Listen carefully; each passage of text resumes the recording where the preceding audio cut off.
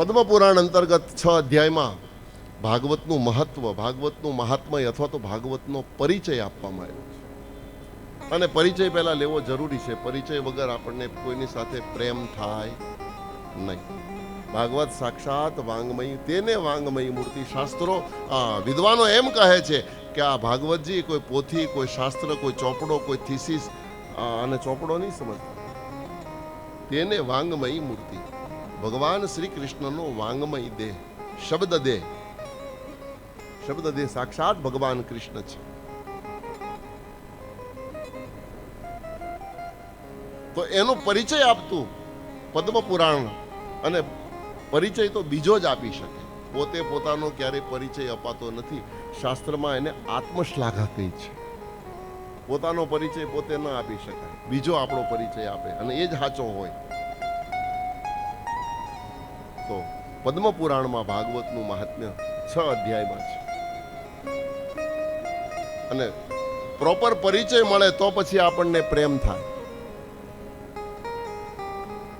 બીનું પરતીતિ હોય નહીં પ્રીતિ. તો એ પ્રતીતિ કરાવવા માટે પદ્મપુરાણ અંતર્ગત 6 અધ્યાયમાં પ્રથમ અધ્યાયના પ્રથમ જ શ્લોકમાં વ્યાસજીએ મંગલાચરણ કર્યું છે. સચ્ચિદાનંદ રૂપાય વિશ્વોત્પત્યાદિ હેતવે તાપત્રય વિનાશાય શ્રી કૃષ્ણાય વયમ સચ્ચિત આનંદ સ્વરૂપ જે ભગવાનનું રૂપ છે. વિશ્વોત્પત્તિ હેતવે, જે આ સંસારની ઉત્પત્તિ, સંસારનો સંભાળ અને સંસારનો અંતમાં લય કરે છે એ પરમાત્મા. તાપત્રય વિનાશાય, આ સંસારના પાછા 3 પ્રકારના તાપોને જે અહર્નિશ વિનાશ કરે છે, કાપે છે. આપણા માનવ સમૂહના 3 પ્રકારના દુઃખ. તાપ એટલે દુઃખ. તાપત્રય,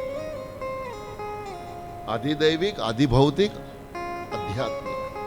પણ આ થઈ સંસ્કૃતની વ્યાખ્યા. ગુજરાતીમાં આપણે સમજવું હોય તો આધિ, વ્યાધિ ને ઉપાધિ.